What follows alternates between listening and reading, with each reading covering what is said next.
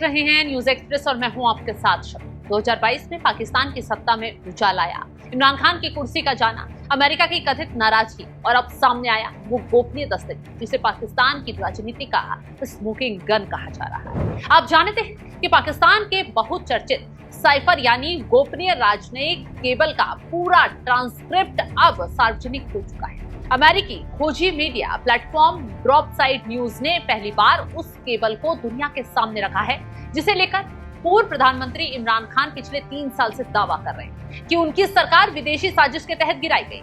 और अब इस दस्तावेज के सामने आने के बाद पाकिस्तान की राजनीति में फिर से तूफान खड़ा हुआ है। इस मामले की शुरुआत होती है 7 मार्च 2022 से। वॉशिंगटन में पाकिस्तान के तत्कालीन राजदूत असद मार्जिन की मुलाकात होती है अमेरिकी विदेश विभाग के अधिकारी डोनाल्ड लू से, जिसके बाद पाकिस्तान भेजा गया एक गोपनीय कोड जिसका कोड था केवल I-0678। जब यही दस्तावेज पूरी दुनिया पढ़ रही है, अब समय रूस यूक्रेन युद्ध अभी अभी शुरू हुआ था और उसी वक्त इमरान खान मॉस्को में थे। रूस के राष्ट्रपति पुतिन से मुलाकात कर रहे थे और अमेरिका को यह बिल्कुल भी पसंद नहीं आया। दस्तावेज के मुताबिक डोनाल्ड लू ने पाकिस्तान के आक्रामक रुख पर नाराजगी जताई। मतलब पाकिस्तान खुलकर अमेरिका के साथ खड़ा नहीं हुआ और अमेरिका को लगा कि ये पूरी नीति सिर्फ इमरान खान पर चला रहे हैं। लेकिन असली विस्फोटक हिस्सा आगे आता है। केबल में दर्ज कथित बयान के मुताबिक डोनाल्ड लू कहते हैं कि अगर प्रधानमंत्री के खिलाफ अविश्वास प्रस्ताव सफल हो जाता है तो वॉशिंगटन में सब कुछ माफ कर दिया जाएगा, वरना आगे मुश्किलें। तो बस यही वो लाइन है जिसने पाकिस्तान की राजनीति को 2 हिस्सों में बांट दिया है। इमरान खान लगातार कहते आ रहे हैं कि ये सीधा सीधा अमेरिकी दबाव था। उनका दावा था कि अमेरिका उनकी रूस नीति से नाराज था और पाकिस्तान की सत्ता व्यवस्था ने अमेरिका के साथ मिलकर उनकी सरकार गिरा दी। उस वक्त पाकिस्तान की सेना, विपक्ष और यहाँ तक कि कई विश्लेषकों ने भी इसे साजिश की कहानी कहकर खारिज कर दिया था। लेकिन अब एक बार फिर वही जिन पाकिस्तान की जनता के सामने आकर सवाल पूछ रहा है कि क्या अमेरिका ने सच में सत्ता परिवर्तन का संकेत दे दिया है? क्या पाकिस्तान की सेना ने पर्दे के पीछे कोई भूमिका निभाई? क्या पाकिस्तान में चुनी हुई सरकारें वास्तव में स्वतंत्र होती भी?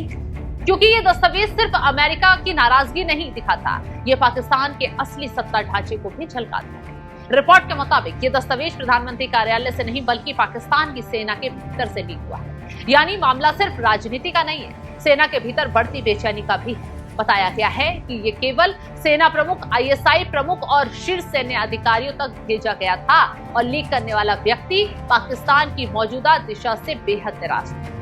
रिपोर्ट ने तो यहाँ तक कहा गया है कि सेना पाकिस्तान को 1971 जैसी स्थिति की तरफ धकेल रही है। 1971 यानी वो साल जब पूर्वी पाकिस्तान अलग होकर बांग्लादेश बन गया। सोचिए, पाकिस्तान के भीतर बैठे लोग ही अपनी व्यवस्था की तुलना उस ऐतिहासिक कूट से कर रहे हैं। यह खुलासा इसलिए भी बड़ा है क्योंकि पाकिस्तान में लंबे समय से यह आरोप लगता रहा है कि असली ताकत प्रधानमंत्री के पास नहीं बल्कि सेना और खुफिया एजेंसियों के पास होती है। कई प्रधानमंत्री आए और कई हटाए गए, लेकिन सत्ता के असली केंद्र वही रहे। और अब इस साइफर ने उस बहस को फिर से जिंदा कर दिया है। हालांकि दस्तावेज में कहीं भी सीधे तौर पर सरकार गिराने का आदेश नहीं लिखा है, लेकिन अंतर्राष्ट्रीय राजनीति में हर बात सीधे शब्दों में नहीं कही जाती। कूटनीतिक की भाषा संकेतों पर चलती है और यही संकेत अब विवाद का केंद्र बन गए हैं। लेकिन दोस्तों, ये मामला सिर्फ पाकिस्तान तक सीमित नहीं है। भारत के लिए ये खुलासा बेहद महत्वपूर्ण है क्योंकि इससे अमेरिका की दक्षिण एशिया नीति की 2 तस्वीरें सामने आती हैं। एक तरफ पाकिस्तान जहां अमेरिका दबाव की भाषा बोलता दिखाई देता है, दूसरी तरफ भारत जहां वही अमेरिका बेहद संतुलित और रणनीतिक रवैया अपनाता है। साइफर में कथित तौर पर डोनाल्ड लू ये भी कहते हैं कि अमेरिका भारत को चीन के नजरिए से देखता है, यानी भारत अमेरिका के लिए सिर्फ दक्षिण एशिया का देश नहीं बल्कि चीन के खिलाफ एक बड़ा रणनीतिक साझेदार है। इसलिए रूस यूक्रेन युद्ध पर भारत ने भी न्यूट्रल रुख अपनाया। रूस से तेल खरीदा, पश्चिमी दबाव झेला, लेकिन भारत पर वैसा दबाव कभी नहीं दिखा जैसा पाकिस्तान महसूस कर रहा था। क्योंकि अंतर्राष्ट्रीय राजनीति में सिद्धांत कम, रणनीतिक जरूरतें ज्यादा मायने रखती हैं और यहीं पर पूरे साइफर विवाद का सबसे बड़ा सबक है। आज पूरे पाकिस्तान में फिर से ये बहस तेज हो चुकी है कि क्या इमरान खान वास्तव में विदेशी दबाव का शिकार हुए। या फिर ये सिर्फ घरेलू सत्ता संघर्ष था? अमेरिका कटघरे में है, पाकिस्तानी सेना सवालों में है और इमरान खान समर्थक इसे अपनी सबसे बड़ी राजनीतिक जीत मान रहे हैं। फिलहाल इस खबर को लेकर आप क्या कुछ राय रखते हैं, कमेंट बॉक्स में जरूर बताइएगा।